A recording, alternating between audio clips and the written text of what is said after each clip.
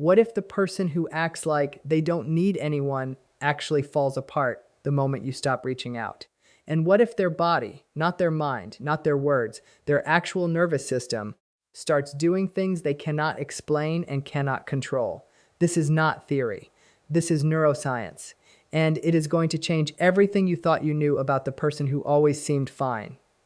Drop a single word in the comments right now. Just the word science. Because by the end of this, you are going to want to come back and tell me what hit you hardest. You have probably been there. You have been texting someone, reaching out, checking in, maybe even overextending yourself, trying to maintain some kind of connection. And they respond late or with one word or sometimes not at all. And you start to think they just do not care. They do not feel things the way I do. They are fine with silence.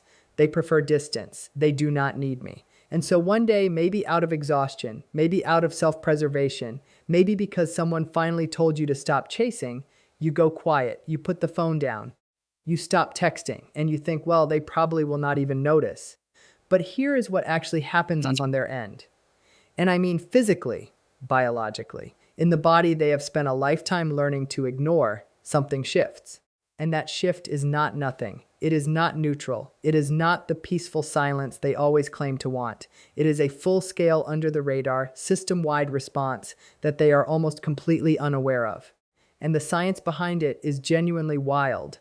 Let's start at the beginning. Let's talk about what avoidant attachment actually is. Because a lot of people think they understand it, and they really only understand the surface. They think avoidant means cold. They think it means unfeeling. They think it means the person chose to be distant, and they could choose otherwise if they really wanted to. But that is not how it works. Avoidant attachment is not a personality flaw someone picked. It is a survival strategy the nervous system developed, usually in early childhood, in response to a caregiving environment where emotional needs were either punished, dismissed, ignored, or made to feel like too much. When a child reaches out for comfort and that comfort is withheld, or worse, when reaching out is met with irritation or withdrawal from the caregiver, the child's brain learns something very fast. It learns that needing people is dangerous. It learns that depending on someone leads to pain. And so the brain, being the brilliant survival machine that it is, starts rewiring. It starts suppressing the attachment system. It starts muting the signals that say, I need connection, I need warmth, I need closeness. It builds walls, not because the child is broken, but because in their specific environment, those walls kept them safe. And those walls follow them into adulthood, into every relationship, into every text thread, into every moment someone gets close enough to matter. Now, here is where it gets really interesting. There is a researcher named Mario Mikulincer, and his work on attachment and the unconscious is some of the most fascinating material you will ever encounter if you care about understanding people. What his research found is that avoidants do not actually feel less. They do not have a blunted emotional system. They have a suppression system. The feelings are there. The needs are there. The longing, the fear, the discomfort, all of it is there. But there is this layer of psychological defense that kicks in and keeps those feelings from reaching conscious awareness. The avoidant does not know they are feeling these things because their brain has become extraordinarily good at intercepting those signals before they can be processed. Think about what that means for a second. They are not cold. They are defended. And there is a massive difference between those two things. So now let's talk about what happens when you go silent, when you stop texting, when you withdraw the thing they claimed not to need. The first thing that happens is subtle, almost imperceptible. It happens in the nervous system before the brain has even registered it consciously. The avoidance threat detection system, which is already chronically on in people with insecure attachment, begins scanning. You have been a consistent presence in their environment, even if they minimize that presence, even if they told themselves it did not matter, even if they responded to your texts with the emotional enthusiasm of someone filling out a tax form. You were there, and now you are not. And the nervous system notices the amygdala, which is the brain's alarm center, is incredibly sensitive to absence, to change, to disruption of what was previously predictable.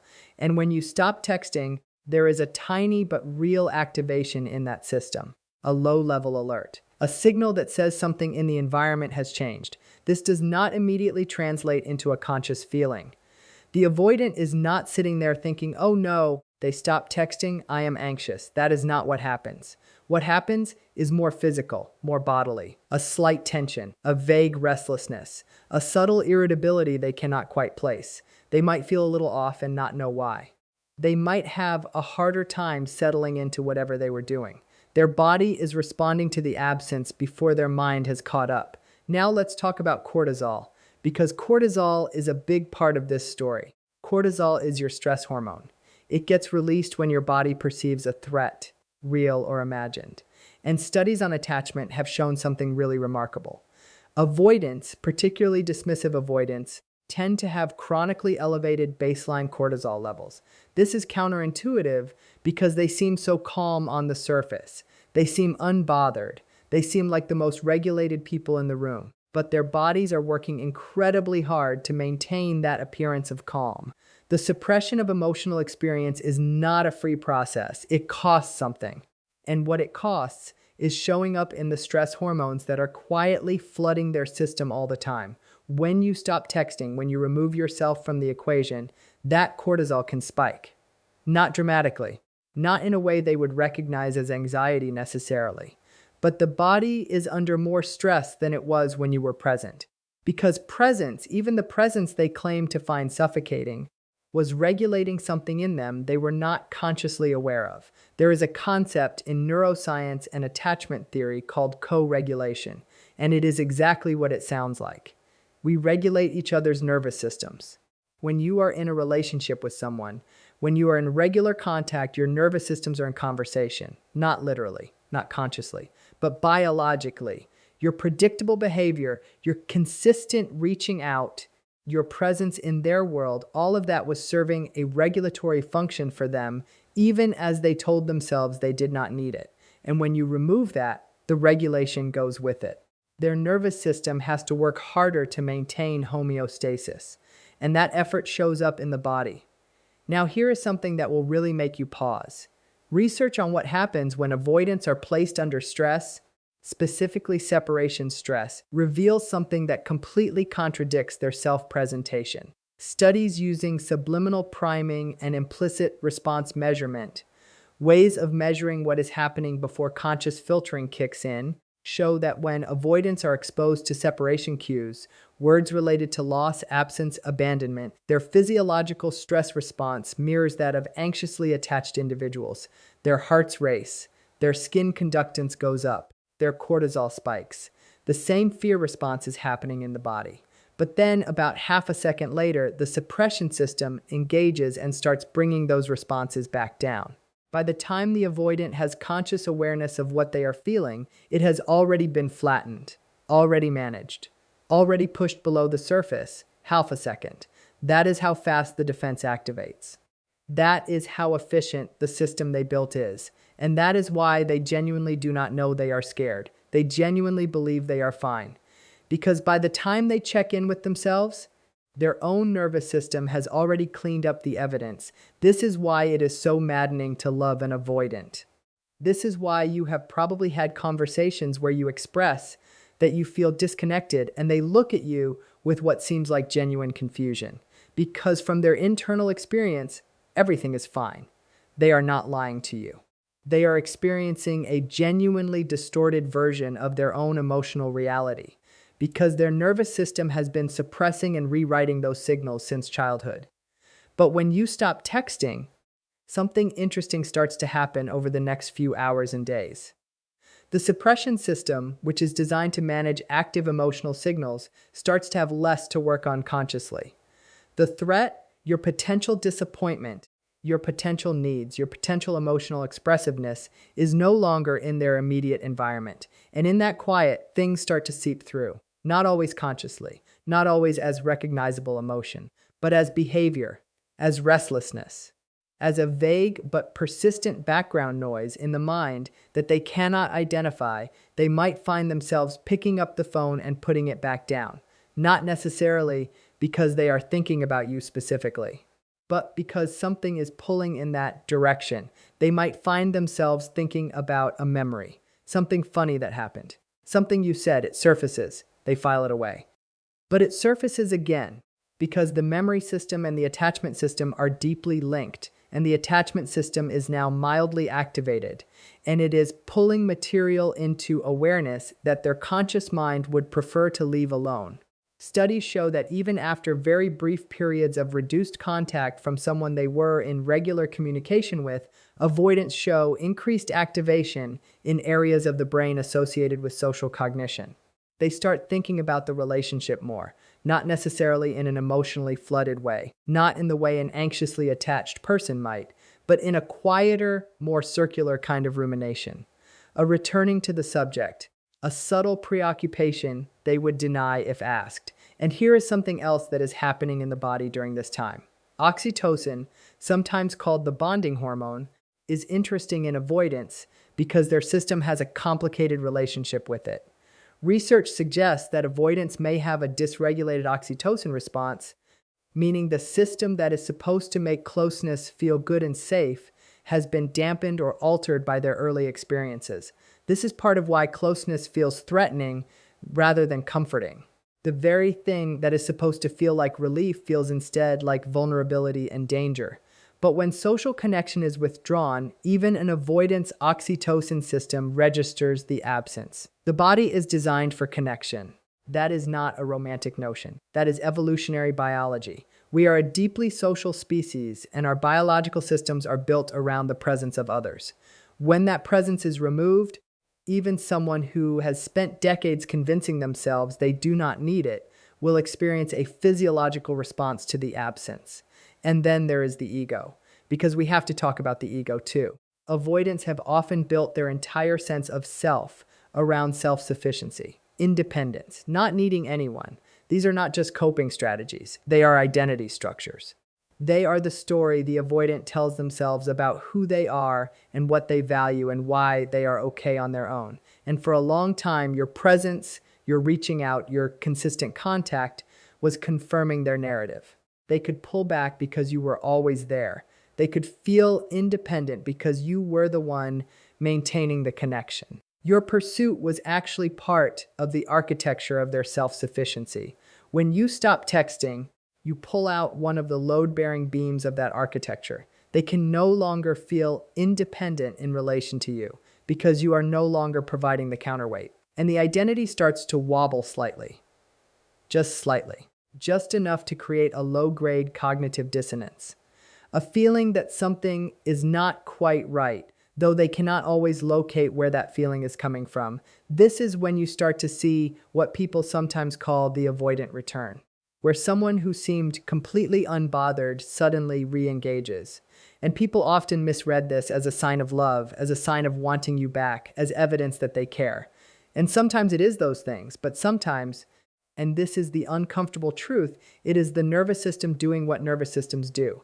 It is the regulatory system trying to restore what it lost. It is the ego trying to reestablish the dynamic that allowed it to function. It is the brain seeking to resolve the low-grade alarm that has been running in the background since you went quiet. This does not mean their feelings are fake. It does not mean their return is meaningless. But it does mean that if nothing deeper changes, if there is no actual reckoning with the patterns and what drives them, the same cycle will restart. They come back, you feel hopeful. The closeness feels threatening to them. They pull back, you chase, they recalibrate, and the whole thing begins again. Understanding the science here is not about giving you ammunition. It is not about helping you weaponize this to get a reaction. It is about helping you see clearly, because so much of the pain in these dynamics comes from misreading what is happening, from taking the avoidant surface presentation as the whole truth, from believing that because they seem fine, they are fine, from concluding that because they did not immediately chase you when you went quiet, they do not care. The body is telling a different story, and the body does not lie. There is also something important to say about what this means for the avoidant themselves, because many people who watch content like this are themselves avoidant or have avoidant tendencies, and they are trying to understand their own behavior. They are trying to figure out why they do what they do, why closeness feels dangerous, why they push away the people they actually want to keep. why they feel this strange internal shift when someone they claimed not to need suddenly becomes unavailable. If that is you, the science is not here to shame you. The nervous system adaptations that created your attachment style were genuinely protective at one point. They helped you survive an environment that did not meet your needs. The brain did an extraordinary job of keeping you functional in circumstances that were not designed to support your well-being. But those same adaptations are now creating a different kind of pain. The kind that comes from chronic loneliness dressed up as independence. The kind that comes from wanting connection and having a system that keeps sabotaging it. The kind that comes from not knowing what you feel until you feel the absence of what you convinced yourself you did not want. The path forward is not about becoming someone who needs people in some dramatic, demonstrative way. It is not about dismantling who you are. It is about creating enough internal space to let the real signals through, to feel what you actually feel before the suppression system cleans it up, to tolerate the discomfort of vulnerability long enough to discover that it does not actually destroy you. That is slow work. That is often painful work, but it is possible, and the science supports that too. The nervous system is not static. The brain is not fixed. Attachment styles are not destiny. Neuroplasticity is real, and the pathways that were built in early childhood can be changed, not easily, not quickly, but genuinely sustainably changed. With the right therapeutic support, with enough sustained, safe relational experience, with the kind of honest self-examination that most avoidants find deeply uncomfortable at first, the walls can come down without the person falling apart. Now back to you. Because if you are on the other side of this, if you are the one who stopped texting, or who is thinking about stopping texting, or who has been in the exhausting position of being the pursuer in a relationship with an avoidant, the science here has something to offer you too. First, know that your withdrawal is not nothing. Your presence was not nothing. Whatever they said or did not say, whatever responses they gave or did not give, your existence in their world was mattering in ways that were operating below the surface of what they could express. That does not mean you should stay somewhere that is hurting you. That does not mean their inability to show up is your problem to fix, but it does mean you were not imagining that there was something there. Second, understand that the avoidance response to your withdrawal is not always going to look like what you expect. It is probably not going to be a dramatic reach out. It is probably not going to be a vulnerable confession of feelings. It is more likely to be behavioral. They might re-engage with something low stakes, a meme, a reference to something you talked about before, a check-in that is casual but slightly unusual in its timing. Because reaching for connection directly still feels too dangerous. But something in the nervous system is pushing toward restoration of contact, and it will look for the least threatening channel it can find. Third, and this is the hardest part, a physiological response to your absence is not the same thing as a change in behavior. The body can react to the loss of something while the mind and the patterns remain unchanged. What you want to pay attention to is not whether they feel something when you go quiet. They do on some level, they do. What you want to pay attention to is whether they are doing anything differently, whether there is movement toward you that is not just a reset to the same dynamic, whether they are willing to have a conversation about what the relationship is and what they want from it and what you need, whether they can stay present when things feel uncertain or uncomfortable. The science tells us what happens in the body. The behavior over time tells you what you need to know about the future. There is a reason so many people find themselves orbiting avoidance for years. Decade-long situationships. Relationships that never quite start and never quite end.